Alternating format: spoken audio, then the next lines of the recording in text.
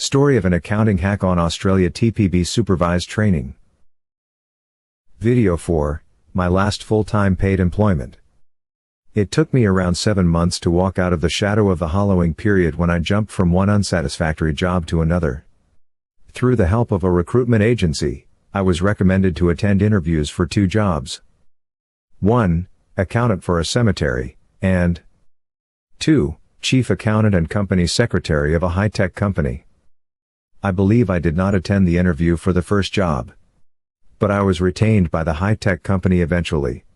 It was a successful company providing rentals and sales services of scientific and measuring instruments, such as data logger, oscilloscope, vibration calibrator, power quality analyzer, 3-phase transformer tester, as well as computers and peripherals.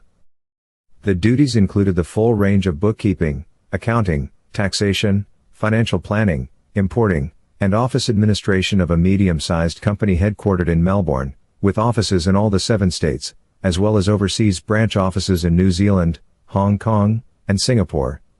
Its stocks were traded in the second board of the Melbourne Stock Exchange. I was assisted by a credit controller and an assistant accountant, with a few accounting staff. It was a good job and I was able to be a member of a team of cosmopolitan colleagues from different nationalities, including local Australians and a group of skilled engineers and sales personnel from the UK, Czechoslovakia, New Zealand, Indonesia, the Philippines, and Hong Kong. I worked for the company for around 2.5 years, a period I thoroughly enjoyed, but around 1988, I became an accredited business migration agent entrusted with the responsibility to assess the business skills of potential business migrants on behalf of the Australia Immigration Department. At that time, I had also been working as a registered tax agent, having established a small clientele base. In the late 1980s, I took the decision to resign from my full-time job to start my accounting and migration practice.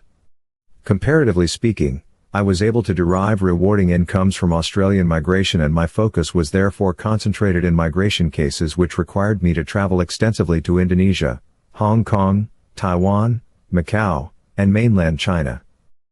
I was then based in Hong Kong, and I used to travel back to Australia from around August to October each year when I would work on all my accounting cases, as I was still retaining my registered tax agent registration. However, because of my focus on migration matters, I was unable to put my mind and heart in looking after my accounting clients, with the result that I was unable to provide professional services, resulting in the loss of some of my clients requiring regular attention due to expansion of their business activities. In the next episode, I shall continue my story in providing more details regarding how my accounting and taxation practice suffered consequent to my emphasis placed on my migration practice. Viewers are invited to subscribe and to visit our website at eEasyTax.com, where you will find all published and to be published episodes in this series.